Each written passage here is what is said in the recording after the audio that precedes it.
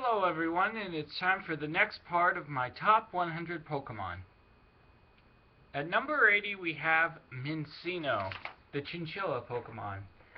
When I first saw this I was like, aw, it's cute. I haven't actually played Black and White yet, so I don't know how strong it is. But it's a chinchilla. What more can I say, and then it looks awesome. Number 79, Nose Pass. I know this is on a lot of people's least favorite lists, but because I have a big nose and I want to see the statues of Easter Island, that's why Nose Pass is one of my favorites. It makes me feel better about my nose. Number 78, Tornadus. I had to include the only pure flying type in existence at this point, because honestly, it's a pure flying type, and that's the only reason it's on this list. Number 77, Bronzong. This and its pre-stage Bronzor are tanks. Fire moves get reduced by half, which is one of their weaknesses. Plus, it's a friggin' beast. What's awesome? More awesome than that. And it's fun to use. At number 76, we have the Luxray line. Sure, Shinx is an adorable little lion cub, but it evolves into a friggin' tank. This thing can take a hit and give a hit. If you chose Chimchar for your starter in Diamond, Pearl, or Platinum, you bet your bottom dollar this is going to save your team later on. Number 75 is Furret. I know Sentret and Furret are technically the Rattata of Generation 2, but I like it because I've always wanted to own a ferret, and having a ferret is the closest thing I can get. That, and it's just a giant tail. How awesome is that? At number 74, Quillfish. Now, I'm a huge fan of the porcupine fish in the real world here, and Quillfish is actually pretty dang close.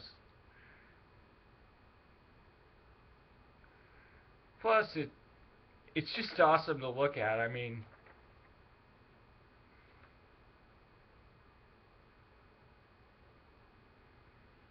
plus you can get it by talking to one of the fishermen early in the game, and you'll find out when they're in stock. Number 73, Celebi.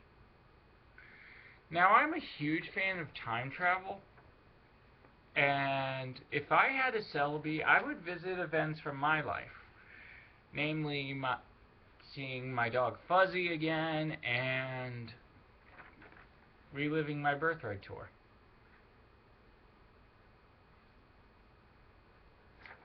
But anyway, Celebi would be a good Pokemon to have if you wanted to relive good events from your life. Number 72, Hariyama. Where do I begin with this one? It's a sumo wrestler. How awesome is that? On top of that,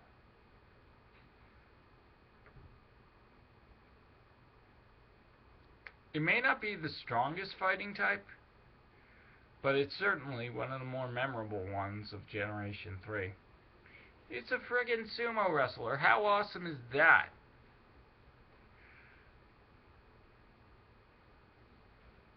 Number 71, the Ampharos line. Now, Mareep is adorable. I'm not gonna lie.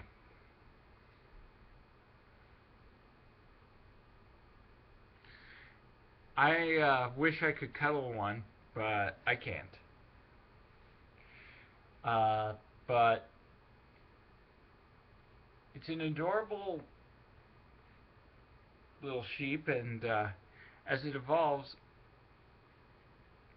into Flappy. I think it's really cute. And then we have Ampharos, which is a very underrated electric type. It can learn some pretty good moves. And on top of all that, it's really fun to use. So I really think Ampharos is a decent Pokemon. So that's it for part 3. And I'll see you guys in the next part. Bye-bye.